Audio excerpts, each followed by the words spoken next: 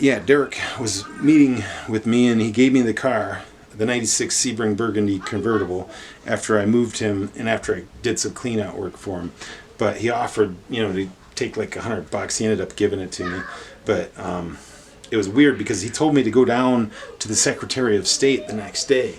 I went down the next day, and I was the first in line, which was kind of strange at first. And then I go up to the teller. I'm the first person in the Secretary of State registering this car, and the teller gives me a price of $111 for the registration fee for the car. It was so the ones, it's like, wow, this would kind of ring off as the chosen one to me. But this is what happened to me. This is my state of affairs in this illusion as we see it. But yeah. So anyways, so let me just move up. Okay, so they gave me that car. Okay, I got to that. Yeah, and he initially gave me the concept of being one, or the chosen one. After he gave me the car, he told me to go down there. Okay, I already mentioned that. Okay, the 2020. Okay, it is my opinion that in this world, the images around us are either good or evil. So each of these images or people we meet or see in our lives could be good or evil. The good images in our lives, of course, try to get us points in the right direction. And the bad ones will, of course, point us the wrong way. But anyways, considering the law of the cause and effect, we must realize that there is an effect for everybody. So if our causes are good ones, there will be a good effect, and vice versa. I would also like to think that most of us would not want bad effects in our lives. We want the good. I'm sure it's somewhere forced to have bad deeds, but I would think most would want good effects. In my opinion, each of these people tell you things and do things for certain reasons. They want you to point you a certain way in the path of spirituality. In this particular situation, I was noticing also that God places things in our environments that have spiritual meanings. As well, in many cases, I've seen the future in my surroundings. I simply I interpreted in time to be able to be a forecaster that knows everything that will happen in the future. What happened in the past? Is it really hard to accurately describe conceive everything that God has designed and placed inside our world? But we can use a very educated guess, and I'm sure it can be very accurate if we look at all the aspects of the considerations of the puzzle. We must take everything into account. The religion, the stories from people, testimony, philosophy, everything, the whole encompassing knowledge that we have, that we possess as humans. But this is why I want you to consider that everything around you knows that it's a simulation. Would you ponder this point? It seems to me that oddly much of the surroundings don't really have a good reply to some of the things you think would be especially great.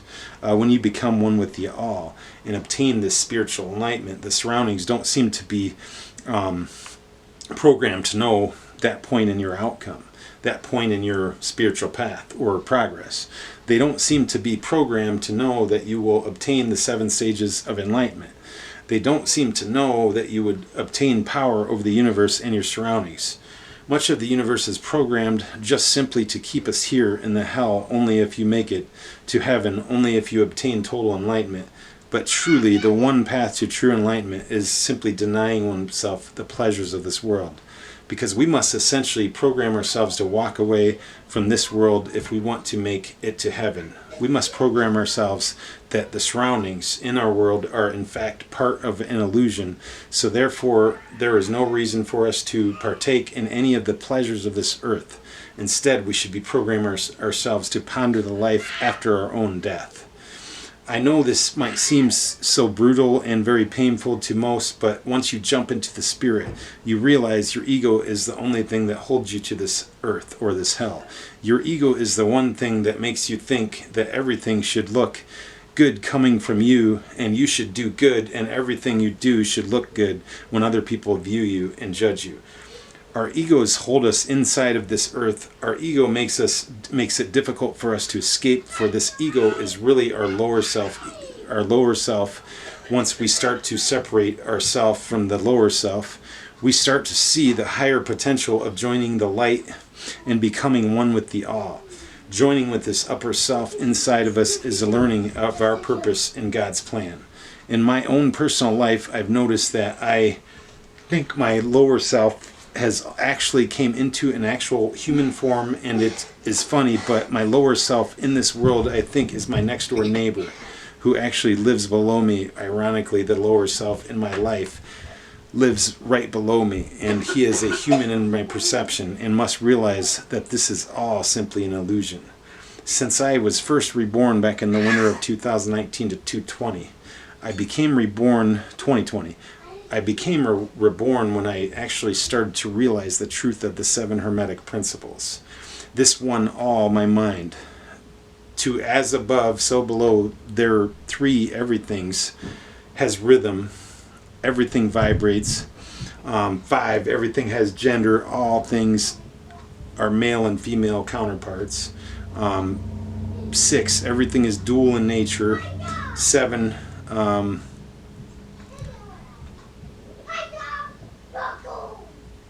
oh yeah, no, 6 was the gender, and 7 is the dual in nature. These were I mean, they're not listed exactly in that order, but anyways, that gives you the general idea.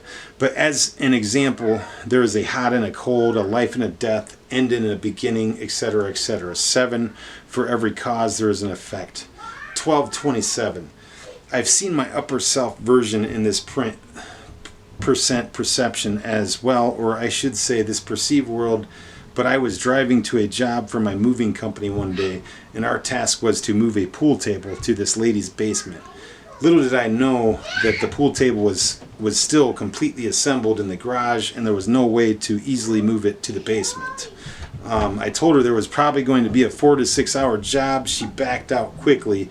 What was strange about this incident was that on my way to the lady's house, a guy in a car exactly like mine looked similar to me, and he was driving a similar car, and it was exactly the same. It was a Sebring. It was a convertible. I don't think it was exactly the same color, but exact same car, exact same model. And he was actually turning around, and he seemed to just telepathically send me the thought that I would be turning around. I saw this on a few other occasions, but this is just one example. The images in our life one must realize are much more important than they may believe. The angels and the demons walk along our path frequently, just like a newborn child that we watch over. God is very close to us. God watches our every movement. He knows our every failure and every success. Or we are actually one with God. Now God holds absolute view of everything, and we are merely parts of God. We are the property of God, the eyes of God. Collectively, God has an absolute view of everything because we are part of God and we are God's property. Although we have free will, the free will is very limited. Sure, I'm sure we can make small decisions in our lives, but we must realize that the environment has a great bearing on our lives. For instance, now we are experiencing several different variations of the coronavirus. We are experiencing extreme weather. People are dying. Droughts, floodwaters are raising. We're seeing droughts in the west and flooding, and we're seeing earthquakes, volcanoes, hail, you name it.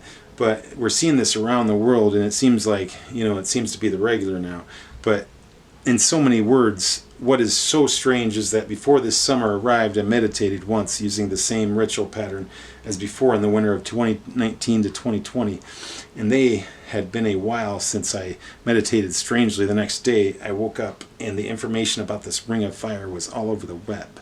And next thing you know, we started seeing burning. So perhaps I was connecting to this Holy Ghost, this holy vision, in this perfect vision of God.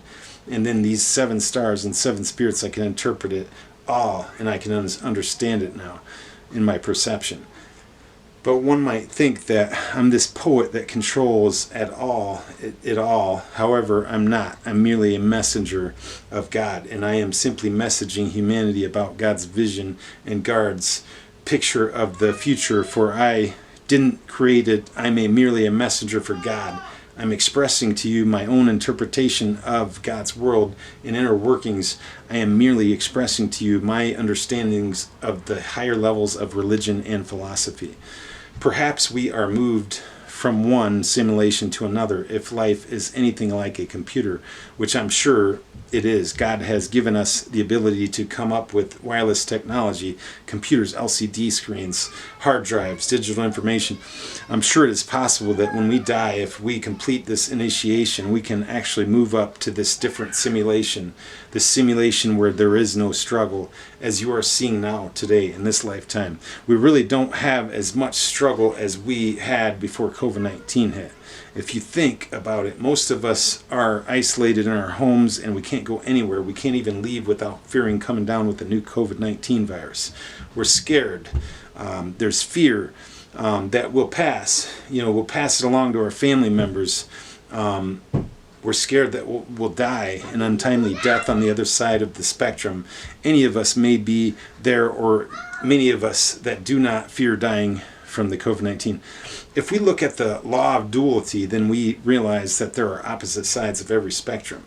So perhaps Nostradamus said there would be the half-dead, who are the ones that are religiously obtained enlightenment. And then there might be some other negative force that will come, perhaps zombies rising out of the earth, who knows. But anyways, considering those that are getting vaccinated and those that aren't, we must realize that there are two different sides of the table, two different sides of the story. Perhaps many of those people have had events occur in their life that have given them the urge to move one way or the other. In my eyes, each of us